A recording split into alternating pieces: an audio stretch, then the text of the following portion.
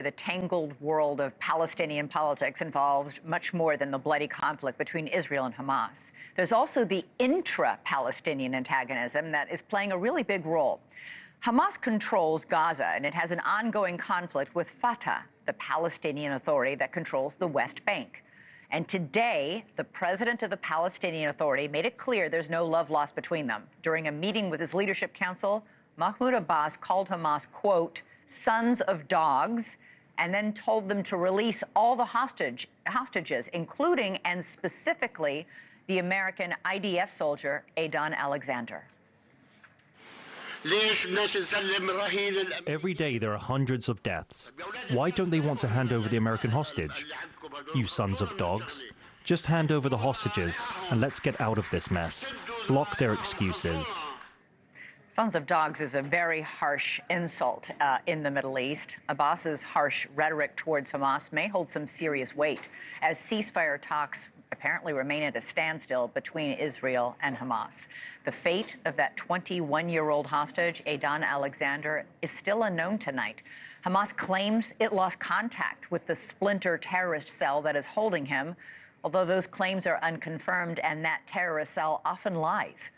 Edan's father, Adi, says President Trump is the only person he can trust to bring his son home. He joins me now live. Adi, it's great to have you on the show again. I keep hoping that when I have you on the show, we're going to be doing a celebratory interview. Not yet. Many family members of the hostages have been very frustrated with Benjamin Netanyahu, accusing him of prioritizing destroying Hamas over getting those hostages out.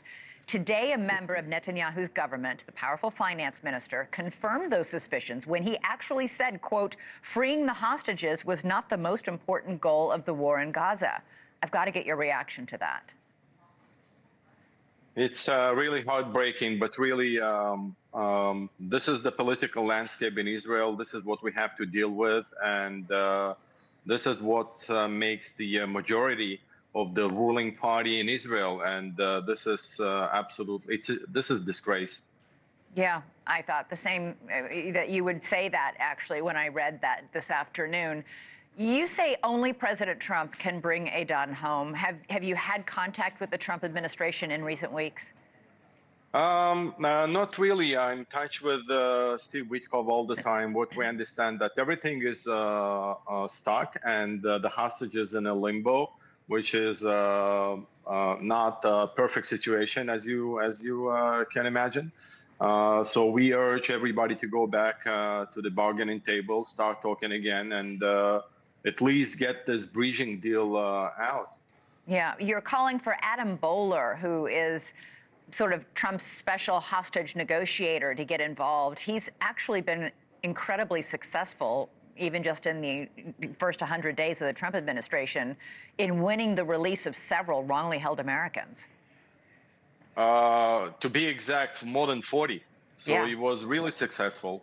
And the closest Edan got to get out from this situation is only through Adam's efforts.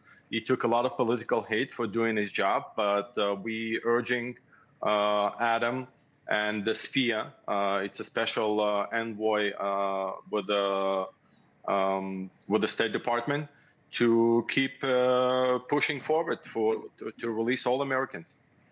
Hamas has claimed that it's lost contact with this splinter group that is actually holding your son. Some U.S. news outlets have not yet confirmed those claims. What have you heard about this? Has anybody told you anything? I can't really comment on Hamas's tweets. This is what happened last time when another American, Hirsch Goldberg Poland's video was released the day after. It was the same claim, so I can't really comment on that. It wasn't confirmed, wasn't clarified, so. Yeah, we should point out this splinter group has lied many, many times about many things. They're not to be trusted, but of course, yeah. It was a disturbing, and I'm sure for you, upsetting piece of news to come out. I've got to ask you, there was a time there were a few days there, as you mentioned, when Adam Boehler got involved last time, when his name was on a list, Edan's name was on a list, he's due to be released in just a few days. What has this roller coaster been like for you? Your son took a gap year to go over there, ended up being taken hostage, and all this time has passed. I can't fathom what this has been like for you. We never thought that we will be talking in terms of years. It's more than a year and a half now. We thought it will be weeks, maybe months. We were hopeful back at the end of 2023 on November releases and then the first phase. But the main question is, how do we go forward to the second phase? How's exactly everything fell apart? We were supposed to be after the second phase releases now. So right. What exactly happened, and where's the outrage, and why the press is not knocking on the Prime Minister's door asking where's the second phase? Well, maybe he's watching this show. Edan Alexander, thank you. We were just looking at the picture of your very handsome, I'm sure you're so proud of him. He's your son. I really, really hope you are reunited with him soon. Thank you, Edan, for joining us tonight. Thank you for having me. Thank you for watching. Subscribe below and download our NewsNation app right now on your phone, and you will get fact-based, unbiased news for all Americans.